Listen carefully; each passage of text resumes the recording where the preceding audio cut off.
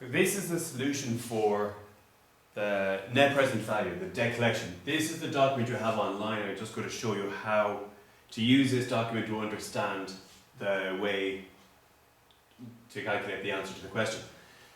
The first thing here, so these, in the question it says that these are the three amounts that are owed. It's the end of 2016, and the amount of money that's due in 2016 is this, the amount of money that's due since 2015 is this, and 2014 is this.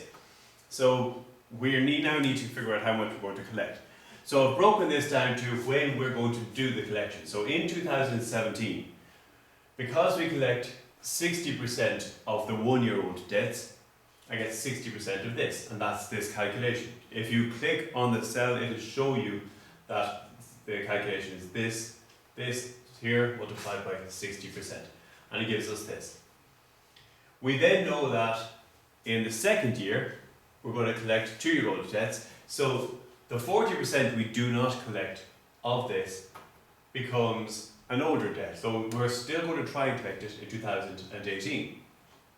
So this minus this comes to here. And of that amount of money, we only collect 30%. So again, you'll see this calculation. This minus this multiplied by 30%. And then finally, whatever money, again, we have not collected, we will try to collect the next year. So it's going to be this minus this multiplied by 10%. And that tells us how much we collect every year. For the amount that's already, this is already 2 years old, so that means we're just going to collect, in the first year that we're making the collection, we're only going to collect the 30%, and in the second year, of the remainder, we get 10%. And because this debt is 3 years old, we've only got one period of collection left, so therefore we only collect 10%.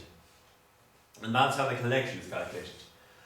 And so this is how much we collect every year. So the total of these three added together is 2.3 million.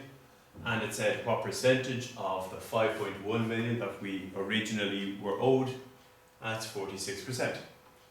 And that's it, that's part A. The second part B, is nothing more than multiplication using the NPV tables. Because we're using these numbers here that we are collecting for each of the 3 years. We have got an inflation charge of 3% because it says we have an inflation charge on the amount of money we have to collect at 3% a year. We're factoring in like a penalty of sorts because we're collecting the money late. And that gives us this amount of money. 20% of the money we're collecting is a collection charge. So we've got 20% of this, 20% of this, and this is 20% of this. The collection charge has an additional 5% inflation charge. So maybe we're being charged 5% by people who are doing the collecting. So this is the 5% again. This is what we got from the tables. And if we multiply this with this, we get this. This with this with this. You know, so this is collect 5% for 1 year, 5% for 2 years, 5% for 3 years. Just like there's 3% for 1 year, 3% for 2 years, 3% for 3 years. And so these are the collection costs. Then the amount collected minus the collection cost, this minus this, gives us this. So these are how much money we're likely to collect. And what it tells us in the question is that the nominal after-tax cost of capital is 5%.